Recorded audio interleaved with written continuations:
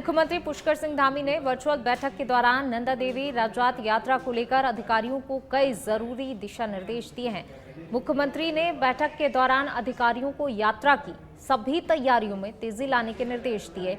आपको बता दें कि यात्रा 2026 में आयोजित होगी। मुख्यमंत्री ने आगे कहा कि यात्रा के आयोजन के लिए सभी विभाग आपसी समन्वय के साथ कार्य करें।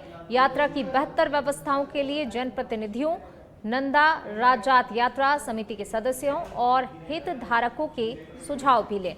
यात्रियों की सुरक्षा के दृष्टिगत यात्रा के दौरान हेल्पलाइन नंबर जारी किया जाए। यात्रा के दौरान हेली एम्बुलेंस, मेडिकल कैंप और चिकित्सकों की पर्याप्त उपलब्धता सुनिश्चित की जाए।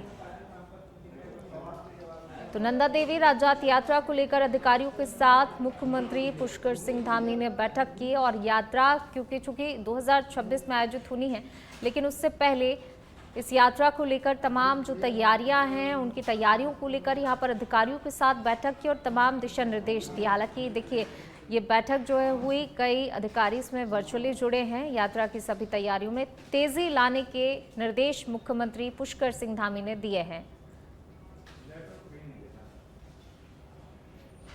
चलिए रुक करते हैं अगली खबर का। प्रदेश की धामी सरकार ने पत्रकारों को एक बड़ी सौगात दी है। जी हां, मुख्यमंत्री पुष्कर सिंह धामी के निर्देश पर आज देहरादून स्थित सूचना निदेशालय रिंग रोड में एक विशेष निःशुल्क स्वास्थ्य सुरक्षा कैंप का आयोजन किया गया। इस कैंप में राज्य के वरिष्ठ विशेषज्ञ डॉक्टरों ने पत्रकारों और उनके परिजनों को स्वास्थ्य जांच व परामर्श की सेवाएं दी। मुख्यमंत्री धामी ने स्पष्ट रूप से कहा कि पत्रकार हमारे लोकतंत्र की आत्मा है और उनकी जिम्मेदारियों के साथ ही उनका स्वास्थ्य भी सरकार की ही प्राथमिकता रहेगी। उन्होंने ये भी भरोसा दिलाया है कि इस तरह के स्वास्थ्य शिविर भविष्य में भी निरंतर आयोजित किए जाने चाहिए ताकि पत्रकार समय समय पर स्वास्थ्य जांच करवा सकें। तो देखिए, पत्रकारों के लिए जो है यहाँ पर निःशुल्क स्वास्थ्य सुरक्षा कैंप का आयोजन किया गया था और साथ ही ये भी कहा कि समय समय पर जो है लगातार ऐसे कैंप का आयोजन होना चाहिए ताकि पत्रकार जो है समय समय पर अपने स्वास्थ्य की जाँच करवा सकें। राज्य सरकार ने पत्रकारों को बड़ी सौगात दी। निःशुल्क स्वास्थ्य सुरक्षा कैंप आयोजित किया गया था जिसमें बड़ी संख्या में पत्रकार पहुंचे, उनके परिजन भी पहुंचे जिनके स्वास्थ्य की जांच हुई और आगे भी कहा कि भविष्य में भी जो है निरंतर इसी तरीके से जो स्वास्थ्य कैंपों का आयोजन होना चाहिए ताकि पत्रकार या उनके जो परिजन हैं वो अपने स्वास्थ्य की जाँच करा सकें। देखिए, माननीय मुख्यमंत्री जी के निर्देशों के क्रम में स्वास्थ्य विभाग और सूचना विभाग के सौजन्य से आज ये हेल्थ कैंप ऑर्गेनाइज किया जा रहा है और इसमें मैं ये कहूँगा कि एक 360 डिग्री हेल्थ कैंप है, क्योंकि इसमें जितनी भी स्पेशलिटीज हैं और सुपर स्पेशलिटीज हैं, जैसे ऑर्थो है, न्यूरो है, कार्डियोलॉजी है, डर्मेटोलॉजी है और सभी फील्ड्स के जो डॉक्टर हैं, स्पेशलिस्ट और सुपर स्पेशलिस्ट यहाँ पे उपस्थित हैं। लगभग 20 हमारे डॉक्टर दून मेडिकल कॉलेज से और बाकी मेडिकल कॉलेज से यहाँ पे उपस्थित हैं। फार्मासिस्ट भी उपस्थित हैं जो यहाँ पे दवाइयों का डिस्पेंसिंग कर रहे हैं और नर्सेस भी हैं।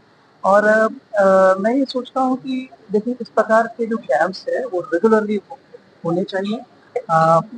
जो जर्नलिज्म है फोर्थ पिलर कहा जाता है और जर्नलिस्ट हमारे जो है स्वस्थ रहेंगे तो मेरे ख्याल से जो न्यूज़ का जो आउटपुट और आउटकम है वो भी और जो है हेल्दी होगा, ये मैं मानता हूँ।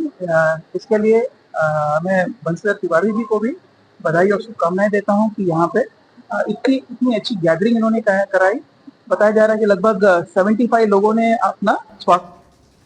उत्तराखंड पीडब्ल्यूडी डिपार्टमेंट ने प्रदेश के नागरिकों को एक बड़ी राहत दी है। दरअसल पीडब्ल्यूडी विभाग की ओर से एक नई पहल शुरू की गई है। इस पहल के तहत अब लोगों को ऐप के माध्यम से सड़क बंद होने का रियल टाइम डाटा मिल सकेगा। ऐप के माध्यम से यात्री इसका लाभ ले सकते हैं। पीडब्ल्यूडी के मुख्य अभियंता ने इस ऐप के बारे में जानकारी दी। उन्होंने कहा कि सड़क खराब होने की सूचना इस ऐप के माध्यम से फील्ड कर्मचारियों को दी जाती है। इसके बाद कर्मचारियों की ओर से मरम्मत का कार्य शुरू कर दिया जाता है। तो वहीं सड़क ठीक होने के बाद ऐप के माध्यम से ही अधिकारियों और लोगों को अपडेट भी मिलता है।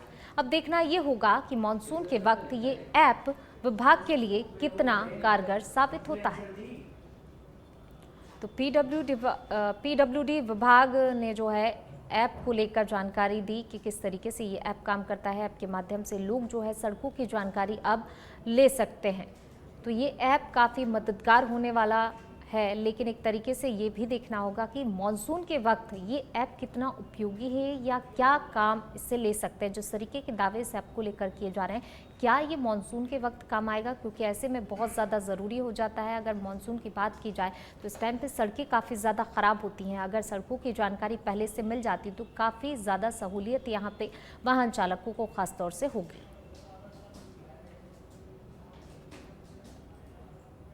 रोड रिपोर्टिंग ऐप नया स्टार्ट किया है, जो कि हमारे अधीक्षण अभियंता हैं श्री मनोज बिस्ती जी टिहरी के सी हैं, उन्होंने इसको डेवलप किया था। इसमें ख़ास बात यह है कि जब भी कहीं पर कोई रोड बंद होती है या खुलती है, उसकी सूचना मिलते ही वो लोग फील्ड वाले उसको एंट्री करते हैं और एंट्री करते ही रियल टाइम में कोई भी आदमी कहीं पर भी, चाहे हम मुख्यालय में हो, चाहे शासन में परीक्षण हो रहा हो, चाहे कोई पब्लिक चल रहा हो, तो वो रियल टाइम में देख सकते हैं कि PWD की कौन कौन सी सड़कें वर्तमान में बंद हैं। और जैसे ही खुलती हैं तो खुलने की सूचना उसमें अपलोड करते ही तत्काल हमें सबको पता चल जाता है कि ये रोड खुल चुकी हैं। तो अब हमें पहले की तरह फिजिकल डेटा इकट्ठा करना और कई चीज़ें कभी मिस भी हो जाती थी, तो वो करने की गुंजाइश ज़रूरत ही नहीं पड़ेगी, क्योंकि हमें रियल टाइम में सारी सूचनाएँ तत्काल मिल जाएंगी। चलिए, और अब खबर रुद्रपुर से है, जहां पर 11वें अंतर्राष्ट्रीय योग दिवस के तहत गांधी पार्क से कलेक्ट्रेट तक रन फॉर योगा और नशा मुक्त जागरूकता रैली का आयोजन किया गया। इस कार्यक्रम का आयोजन जिलाधिकारी नितिन सिंह भदौरिया के निर्देशन में हुआ। रन फॉर योगा कार्यक्रम को हरी झंडी दिखाकर शुरू किया गया। कार्यक्रम में जनपद के अधिकारियों, कर्मचारियों सहित कुल 300 से अधिक NCC, NSS छात्र व खिलाड़ियों ने भाग लिया। दौड़ प्रतियोगिता में पुरुष और महिला वर्ग के विजेताओं को नगद राशि देकर सम्मानित किया गया। रुद्रपुर में गांधी पार्क से कलेक्ट्रेट तक रन फॉर योगा और नशा मुक्ति जागरूकता रैली का आयोजन किया गया। रन फॉर योगा कार्यक्रम को हरी झंडी दिखाकर रवाना भी किया। दौड़ प्रतियोगिता में विजेताओं को सम्मानित किया गया। 11वें अंतर्राष्ट्रीय योग दिवस के काउंटडाउन प्रोग्राम के अंतर्गत आज रन फॉर योगा का कार्यक्रम था, जिसमें जिला प्रशासन की तरफ से सभी वरिष्ठ अधिकारी, हमारे जिला क्रीड़ा अधिकारी मैम, DOPRD सर और हमारे स्टेडियम के सभी बच्चे, PSC के सभी जवान, 31वीं वाहिनी, 46वीं वाहिनी के पुलिस प्रशासन, स्वास्थ्य विभाग और हमारी आयुष की पूरी टीम, हम लोग गांधी पार्क से लेके विकास भवन तक सभी लोगों ने सुबह 6:30-7 बजे से रन फॉर योगा का कार्यक्रम वहाँ प्रारंभ हुआ है। मैं सारी व्यवस्था के साथ और हम यहाँ दौड़ते हुए आए हैं। हम संदेश देना चाह रहे हैं कि सभी लोग योग के साथ जुड़ें। और अब खबर पौड़ी से है, जहां पर विकास भवन स्थित NIC कक्ष में जिलाधिकारी ने त्रिस्तरीय पंचायत चुनाव के पदों और स्थानों में आरक्षण सूची के अंतिम प्रकाशन के उपरांत प्राप्त आपत्तियों की सुनवाई की। इस सुनवाई के दौरान DM के सामने 15 विकासखंड कार्यालयों के माध्यम से 14 जून और 15 जून को आपत्तियां आमंत्रित की गई थी। आपत्तियों में प्रमुख पद के सापेक्ष 12, सदस्य जिला पंचायत के सापेक्ष 34, सदस्य क्षेत्र पंचायत के सापेक्ष 118, प्रधान पद के सापेक्ष 225 आपत्तियां शामिल हैं। आपको बता दें कि सभी आपत्तियों पर सुनवाई के उपरांत 18 जून को आरक्षण सूची का अंतिम प्रकाशन किया जाएगा। जिलाधिकारी ने बताया कि सुनवाई की कार्रवाई पूर्ण पारदर्शिता और निष्पक्षता के साथ की गई, ताकि सभी पक्षों को समुचित अवसर मिल सके। हिसाब से मैं भी लगातार कई वर्षों से प्रतिनिधित्व कर रहा हूँ, लेकिन जिस हिसाब से सरकार की मंशा है, सरकार के माननीय जिलाधिकारी महोदय बोल रहे थे कि हम तो चीज़ों को मतलब गवर्नमेंट के आदेश को फॉलो कर रहे हैं, तो मुझे कम मात्रा में ये लग रहा है कि बहुत कम चांस है कि मुझे लग रहा है कि इसमें कोई फेरबदल होगा। ये तो मुझे ये लग रहा है कि यथावत है, क्योंकि मंशा साफ होने की वो तब होते, क्योंकि माननीय जिलाधिकारी महोदय एक चीज़ उनकी बहुत अच्छी है कि वो बिल्कुल मुंह के सामने बोल दे रहे हैं इस पर सुनवाई हो सकती है कि नहीं होगी।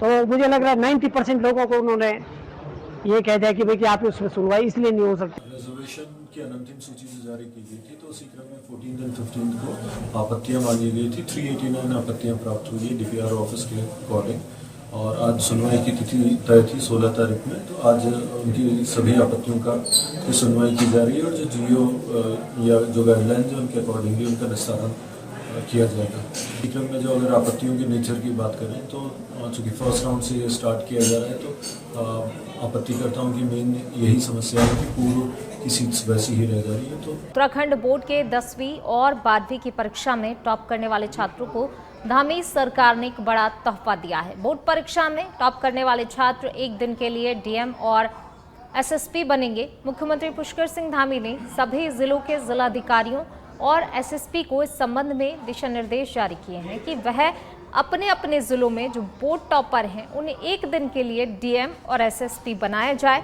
मुख्यमंत्री धामी का इसके पीछे मकसद ये है कि छात्र प्रशासन की कार्यशैली कार्यप्रणाली को समझें और अधिकारी बनने की उनसे प्रेरणा लें। वहीं सूचना महानिदेशक बंशीधर तिवारी का कहना है कि मुख्यमंत्री धामी के द्वारा इस संबंध में सभी जिलों को निर्देश दे दिए गए हैं। इसमें माननीय मुख्यमंत्री जी ने निर्देश दिए हैं कि सभी जिलाधिकारियों को और जो एसएसपी एसएसपी हैं उनको पत्र लिखा जाए। जो ज़िले में हमारे टॉपर्स बच्चे हैं जो सरकारी विद्यालयों से पढ़े हैं उनको प्रतीकात्मक रूप से एक दिन संबंधित ज़िले का जिलाधिकारी और जो कप्तान या वरिष्ठ पुलिस अधीक्षक है उस पद पर उनको तैनाती दी जाए, ताकि एक तो उनके अंदर आत्मविश्वास आए, दूसरा जो जिस क्षेत्र में जाना चाह रहे हैं उसको लेकर के तैयारी की भावना और जो चुनौतियाँ आती हैं उसके लिए मानसिक रूप से तैयार।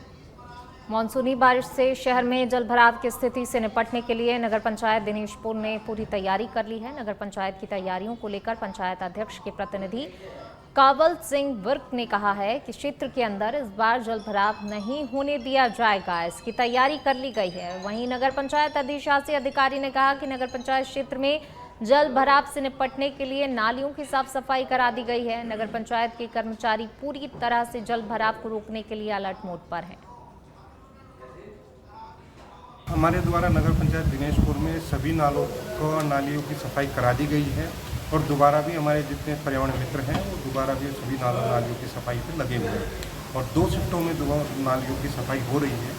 और अगर ऐसी कोई आपदा की स्थिति आती है तो उसको भी।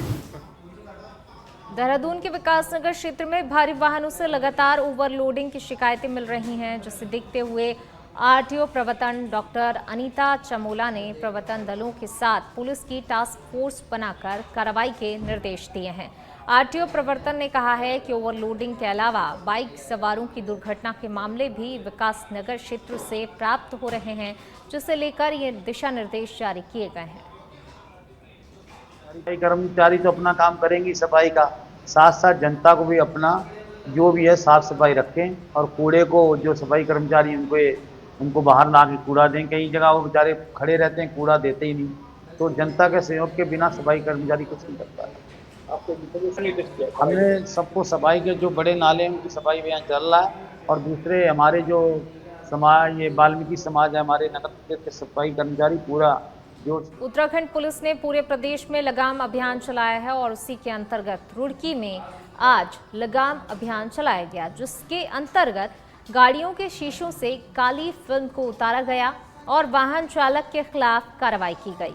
वहीं पुलिस प्रशासन ने हूटर लगाकर चलने वाले वाहन चालकों के खिलाफ भी कार्रवाई को अंजाम दिया और आगे भी इसी तरीके से लगातार कार्रवाई करने की बात भी कही गई है।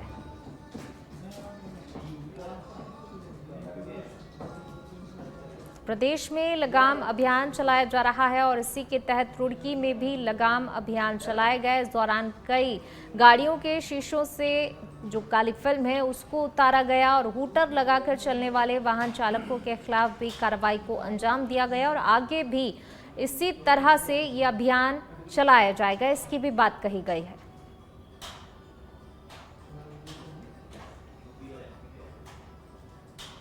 तो रुड़की में गाड़ियों के शीशों से काली फिल्म को उतारा गया। लगाम अभियान जो है वो पूरे ही प्रदेश में चलाया जा रहा है, लेकिन इसी के तहत रुड़की में भी इस अभियान को जो है चलाया गया और अभियान के तहत कार्रवाई भी की गई।